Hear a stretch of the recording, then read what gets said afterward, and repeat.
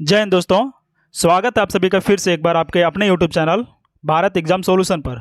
दोस्तों, आप सभी को थंबनेल देखकर मालूम चल ही गया होगा कि आज किन विषयों पर चर्चाएं होंगी।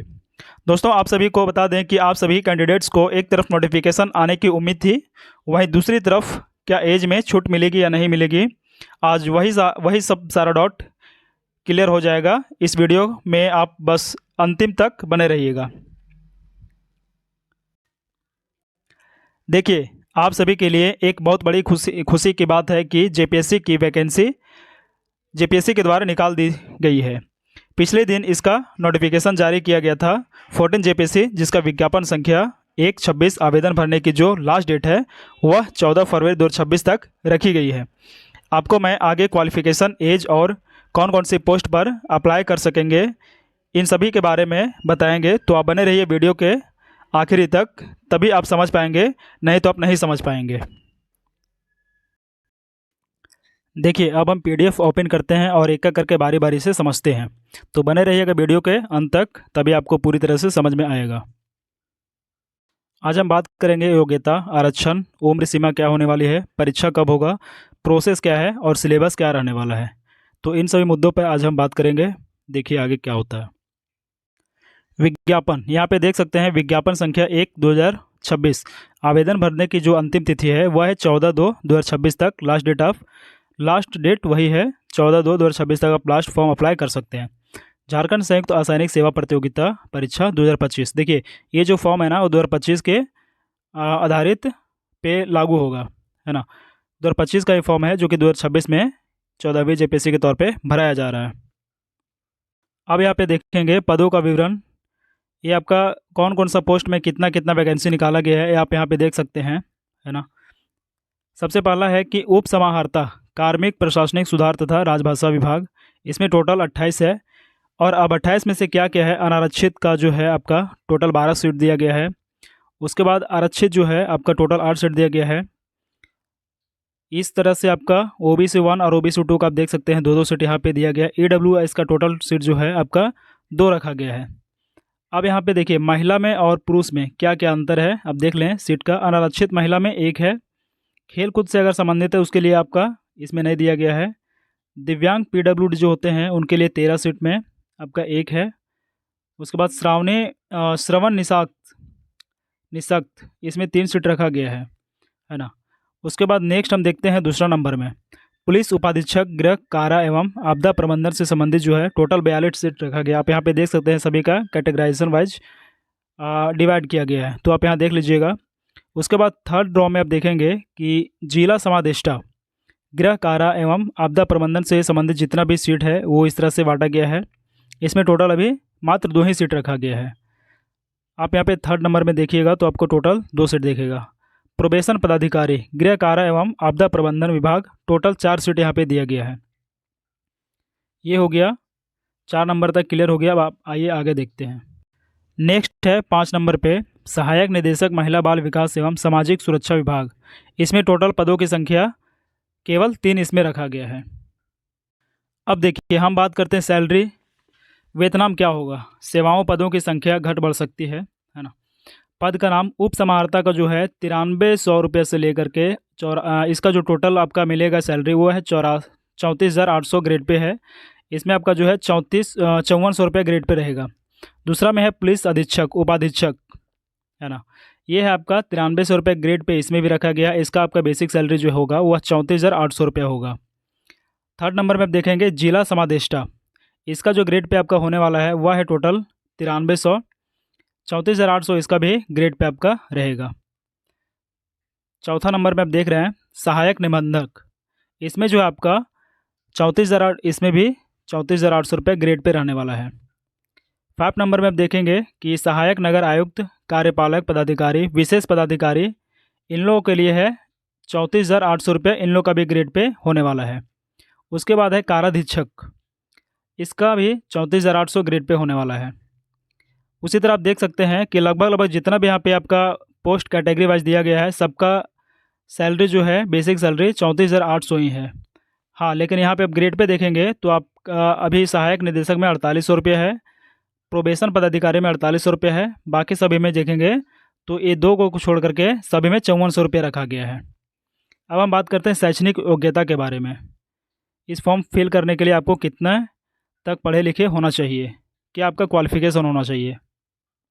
देखिए, शैक्षणिक योग्यता की बात करें तो यहाँ पे दिया गया है, a candidates must be hold a degree of any of the universities incorporated by an act of the central of state legislature in India और other educational institutes established by an act of parliament or declared to be the uh, deemed as a university under section 3 of a university grants commission act 1956 or a foreign university approved by the central government of from time to time of possess an equivalent qualification। देखिए, यहाँ पे कहने का मतलब है, आप अगर अगर भारत में किसी भी यूनिवर्सिटी से पढ़े हैं, कोई भी संकाय हो, आर्ट्स हो, कॉमर्स हो, साइंस हो, तो आप इस फॉर्म को अप्लाई कर सकते हैं, सीधी सी बात है।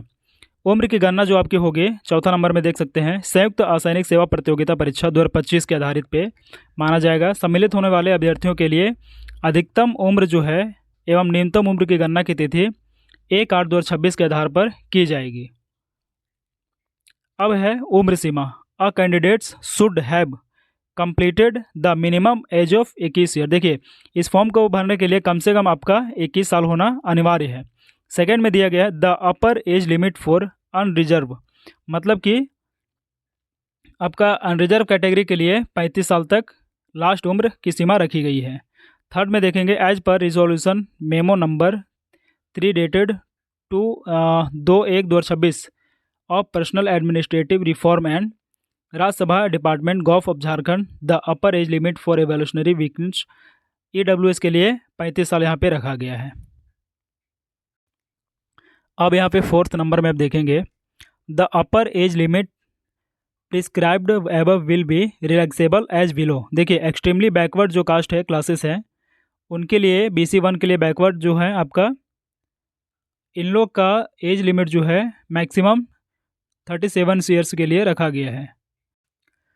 उसके बाद फीमेल में अगर देखते हैं, अनरिजर्व एक्सटर्नल बैकवर्ड क्लासेस, तो इन लोग के लिए मैक्सिमम एज जो है 38 ईयर्स रखा गया है। वहीं थर्ड में देखेंगे, शेड्यूल ट्राइब्स ST लोगों के लिए, इन लोग के लिए मेल एंड फीमेल दोनों के लिए 40 साल अधिकतम आयु के यहाँ पे दिया गया, उम्र सीमा दिया गया है। इकोनॉमिकली वीकनेस सेक्शन EWS, जो जनरल EWS में आते हैं, उन लोग के लिए जो है 35 वर्ष रखा गया अधिकतम उम्र सीमा। उसके बाद है 5वां नंबर में आप देखेंगे, person with benchmark disability PWDB जो भी हैं, PWBD और relaxation of 10 year in their respective category, इन लोग के लिए 10 साल की सीमा जो है एक्स्ट्रा दिया गया है। एक्स सर्विस में, मतलब भूतपूर्व में अगर कोई सर्विस में रह चुका है, तो उन लोग के लिए मैक्सिमम 5 साल का अधिकतम जो छूट दिया जाएगा। दोस्तों, एक जो है बहुत ही इंपॉर्टेंट पॉइंट है आप सभी के लिए, यहाँ पे आप ध्यान दीजिएगा।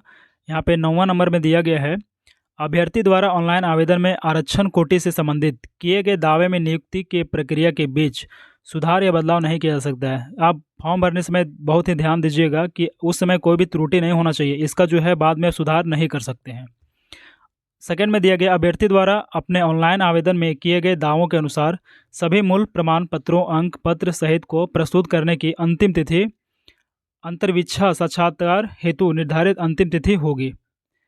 उसके बाद मेडिकल जांच की देख लीजिए क्या बोला है, नियुक्ति हेतु उम्मीदवारों को शारीरिक एवं मानसिक रूप से स्वस्थ होने की अनिवार्यता रहेगी और सरकारी सेवक के रूप में अपने कर्तव्यों के निर्वहन हेतु आवश्यक शारीरिक एवं मानसिक स्वस्थता के मानदंड के अनुरूप होना होगा। उन्हें वैसे ही सभी चिकित्सीय जांचों में उत्तीर्ण होना होगा जो सरकार द्वारा अधिसूचित किया गया है। कहने का मतलब है कि सरकार को जो रिक्वायरमेंट है आपके मेडिकल रिपोर्ट में, उस समय आपको फिट होना चाहिए, है ना। इसमें कोई भी आपका 2-5 होने का कोई भी चांस नहीं रहेगा। थोड़ा सा इस पर भी नज़र डाल लीजिएगा। पुलिस उपाधीक्षक एवं जिला समादेष्टा के मूल कोटि पद पर सीधी नियुक्ति हेतु चिकित्सीय जांच की माप निम्न प्रकार निर्धारित की जाएगी। उम्मीदवारों के लिए नीचे संक्षिप्त रूप में दिए गए निर्धारित शारीरिक मानकों के अनुरूप स्वस्थ होना आवश्यक होगा। जैसे में आप यहाँ पे देख सकते हैं, शरीर में हड्डियों और जोड़ों का कोई रोग ना हो, उम्मीदवार के संबंध में मानसिक विकृति या दौड़ा पड़ने का पूर्ववर्ती ना हो, हृदय या रक्त वाहिकाओं के संबंध में कोई प्रक्रियात्मक क्रियात्मक या अंगिक रोग ना हो, रक्तदाब सामान्य हो, शारीरिक अपंगता ना हो, उम्मीदवार क्लॉ हैंड से ग्रसित ना हो, उम्मीदवार एचआईवी मुक्त हो, पुरुष उम्मीदवार के दूरदृष्टि चार्ट में प्रत्येक आंख से ऐनक सहित या ऐनक रहित 6/6 होना अनिवार्य होगा। उम्मीदवार को वर्णांता, कलर ब्लाइंडनेस एवं निशांतता, नाइट ब्लाइंडनेस ना हो। ये सभी यहाँ पे दिया गया है, ये सभी आप एक बार देख लीजिएगा बढ़िया से। अब हम बात करते हैं सिलेबस फॉर द प्रीलिमिनरी, मतलब कि जो पीटी का सिलेबस दिया गया उस पर हम लोग चर्चा करते हैं। तो यहाँ पे आप देख सकते हैं, the preliminary examination cell consist of 2 compulsory paper each of 200 marks, मतलब 200 मार्क्स का आपका एग्जाम होगा। Paper 1 general studies paper 1, general studies paper 2। अब जनरल स्टडी पेपर 1 में क्या क्या है, आइए हम एक एक करके समझते हैं। टोटल 200 मार्क्स का होगा, 2 घंटा का समय आपको मिलेगा। This paper will be consist of 100 objective type questions each of 2 marks, मतलब प्रत्येक क्वेश्चन जो है आपका 2 मार्क्स का रहेगा। Down from the subjects listed below candidates will have to answer all the question. आपको यहाँ पे सभी प्रश्नों का जवाब देना अनिवार्य होगा। अब देखिए कौन कौन सा सब्जेक्ट से कितना कितना क्वेश्चन रहेगा आपके पेपर में, आइए हम एक एक करके देखते हैं। तो यहाँ पे ए नंबर में आप देख सकते हैं हिस्ट्री ऑफ इंडिया, मतलब कि भारत का इतिहास से आपका जो है एंशियंट इंडिया से, है ना, 5 क्वेश्चन इससे रहेगा। मेडिवल इंडिया से 5 क्वेश्चन इससे रहेगा और मॉडर्न इंडिया से 5 क्वेश्चन इससे रहेगा, मतलब कि तीनों को मिला करके 15 क्वेश्चन, टोटल 30 नंबर का। ये यहाँ से हो गया। बी में आप देखिएगा ज्योग्राफी ऑफ इंडिया, 10 क्वेश्चन इससे रहेगा, 3 ज्योग्राफी से रहेगा, फिजिकल ज्योग्राफी से, जनरल ज्योग्राफी से 3, फिजिकल ज्योग्राफी से 3 और इकोनॉमिकल ज्योग्राफी से 2 question, social and demographic geography से 2 क्वेश्चन। ये आपका टोटल 10 क्वेश्चन हो गया। उसके बाद इंडियन पॉलिटी एंड गवर्नमेंट्स का बात करते हैं। सी नंबर में देखिएगा constitution of India, 4th question. Second में है public administration and good governance, इससे 4 क्वेश्चन रहेगा। डिसेंट्रलाइजेशन, पंचायत एंड म्यूनिसिपैलिटीज, इससे 2 क्वेश्चन, मतलब टोटल मिला के यहाँ पे 10 क्वेश्चन हो गया। इकोनॉमिक्स एंड सब्सटेंसेबल डेवलपमेंट्स, अब यहाँ पे देखेंगे डी नंबर में, तो इसमें पहला जो है basic features of Indian economic, 4 question. Sustainable development and economics issues, 4 question इससे रहेगा। थर्ड में है इकोनॉमिक्स रिफॉर्म एंड ग्लोबलाइजेशन, इससे 2 क्वेश्चन, मतलब इसमें भी टोटल मिला के 10 क्वेश्चन आपका रहने वाला है 20 नंबर का। आइए हम आगे देखते हैं। अब हम बात करते हैं ई नंबर में साइंस एंड टेक्नोलॉजी, इससे टोटल 15 क्वेश्चन रहने वाले हैं, है ना। जनरल साइंस से 6 question, agriculture and technology development से, इससे भी 6 क्वेश्चन रहेगा। इंफॉर्मेशन एंड कम्युनिकेशन टेक्नोलॉजी से 3 प्रश्न, इससे भी रहेगा 15 क्वेश्चन, 30 मार्क्स। उसके बाद ऐप में देखते हैं Jharkhand specific questions, general awards, awareness of its history, society, culture and heritage, इससे टोटल 10 क्वेश्चन रहने वाला है। अब देखिए main part of the Jharkhand, है ना, झारखंड का जो मेन पेपर होगा आपका पेपर सेकेंड है, इसमें आपका टोटल 200 मार्क्स का 2 घंटा का समय मिलने वाला है। अब देखिए क्या क्या रहेगा। झारखंड का इतिहास, मुंडा शासन व्यवस्था 1 प्रश्न, नागवंशी शासन व्यवस्था 1 प्रश्न, इससे भी पढ़ा पंचायत शासन व्यवस्था 1 प्रश्न, मांझे परगना शासन व्यवस्था, मुंडा मान के शासन व्यवस्था, ढोकलो सोहर शासन व्यवस्था, जातीय पंचायत शासन व्यवस्था। देखिए इन सभी से एक क्वेश्चन रहेगा, जबकि जातीय पंचायत शासन व्यवस्था से 2 प्रश्न, मतलब कि टोटल आपका 8 प्रश्न 16 नंबर का। उसके बाद झारखंड आंदोलन से संबंधित है, ये सब आप देख लीजिएगा। झारखंड के संविधान, झारखंड के आदिवासी, झारखंड के स्वतंत्रता सेनानी, झारखंड के विभूति, झारखंड आंदोलन एवं राज्य गठन के बारे में, ये सभी से आपका 2 क्वेश्चन, बाकी 3 को आपका 1 नंबर का रहेगा। उसके बाद झारखंड की विशिष्ट पहचान, झारखंड की सामाजिक स्थिति, झारखंड की सांस्कृतिक स्थिति, झारखंड की राजनीतिक स्थिति, ये सभी से 1 प्रश्न आपका रहने वाला है पेपर में। ये सभी आप स्क्रीन पे देख लें और समझ लीजिएगा कि किस से कितना प्रश्न आने वाला है। तो आप एक बार इसको देख लीजिएगा, स्क्रीन पे आपको दिख रहा होगा। अब देखिएगा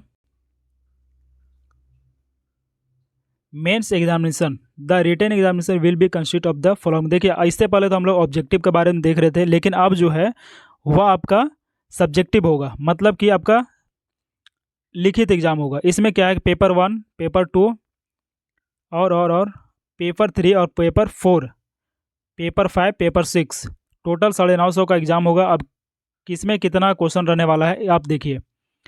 no optional subject, all are common compulsory paper, यहाँ पे लिख दिया है, कोई भी इसमें ऑप्शनल सब्जेक्ट नहीं है आपका, टोटल आपको कंपलसरी भरना ही भरना है। तो देखिए सब्जेक्ट, ड्यूरेशन, फुल मार्क्स कितना का है, रिमार्क्स क्या क्या देना है। पेपर 1 में general Hindi and general English giving 2 separate section on. First में general Hindi and general English each of the 50 marks having separate answer sheet. देखिए आपका 3 घंटा का समय रहेगा, 50 मार्क्स का रहेगा एक, मतलब कि 2 गो है तो यहाँ पे 100 मार्क्स हो गया। This paper will be qualifying, ये जो है आपका क्वालिफाइंग पेपर रहेगा। हम आगे बात करते हैं। The marks obtained in this paper will not be counted for the preparation of the merit list. इसका जो है आपका कोई भी मेरिट लिस्ट में काउंट होने के विषय में नहीं लिखा गया है। अब हम पेपर 2 के बारे में बात करते हैं। देखिए language and literature under this paper every candidates will have to option for the one language, है ना, 1 language and literature out of 15 listed below. Odia language and literature, Bengali, ये आप यहाँ पे स्क्रीन पे देख लीजिए। इसमें जो है आपको टोटल पेपर 2 में जो है 3 घंटा का समय मिलेगा, 150 नंबर का रहेगा, डिस्क्रिप्टिव टाइप का रहेगा। इसमें डिस्क्रिप्टिव लिखना है, इसके बारे में आपको जो भी लिख सकते हैं।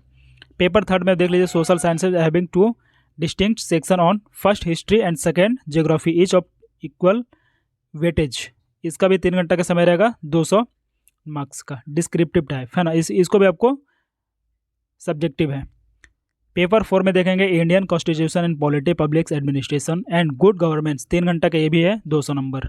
बाकी आप देख लीजिएगा। पेपर 5, पेपर 6 क्या है स्क्रीन पे आपको दिख रहा है। टोटल यहाँ पे 950 का आपका एग्जाम रहने वाला है। इंटरव्यू टेस्ट आपका 100 मार्क्स का होगा और main examination written 9.5 marks plus interview test, मतलब कि टोटल आपका 1050 मार्क्स लाना कंपलसरी है। फॉर्म भरने का जो अंतिम तिथि है आप समझ लीजिएगा। यहाँ पे आवेदक 1 टाइम रजिस्ट्रेशन OTR सिस्टम के माध्यम से दिनांक 31/1/2026 पूर्वाह्न 10 बजे से 14/2/26 अपराह्न 5 बजे तक ऑनलाइन आवेदन कर सकते हैं। देखिए आज से जो है फॉर्म भराना 31 जनवरी से स्टार्ट हो गया है। सभी वांछित सूचनाओं सहित आवेदन पत्र 1 टाइम रजिस्ट्रेशन OTR सिस्टम के माध्यम से दिनांक 14/2/2026 अपराह्न 5 बजे तक ही स्वीकार किए जाएंगे। दोस्तों यहाँ पे याद रखिएगा कि 14 तारीख 2014/2/26 तक आपका 5 बजे तक ही फॉर्म फिल होगा, उसके बाद कोई भी फॉर्म फिल नहीं हो पाएगा। दिनांक 16/2/2026 अपराह्न तक लिंक मात्र परीक्षा शुल्क जमा करने के लिए उपलब्ध रहेगा। हाँ, 16 तक आपको 2 दिन एक्स्ट्रा का टाइम दिया गया है परीक्षा शुल्क जमा करने के लिए। ऑनलाइन एप्लीकेशन सिस्टम के अतिरिक्त अन्य किसी भी माध्यम से भेजे गए आवेदन पत्र स्वीकार नहीं किए जाएंगे। आपको ऑनलाइन ही सिर्फ करना है, बाकी और कोई आचारा नहीं है इसके अलावा। आज का वीडियो यहीं समाप्त होता है। उम्मीद करते हैं ये आपको थोड़ा बहुत समझ में आया होगा। यदि आप चैनल पर नए हैं तो वीडियो को लाइक करके चैनल को सब्सक्राइब कर लें और अपने दोस्तों तक जहां तक हो सके शेयर कर दें ताकि उनको भी जानकारी मिल सके। चलिए आज के लिए इतना ही, मिलते हैं अगले वीडियो में, तब तक के लिए धन्यवाद। जय हिंद।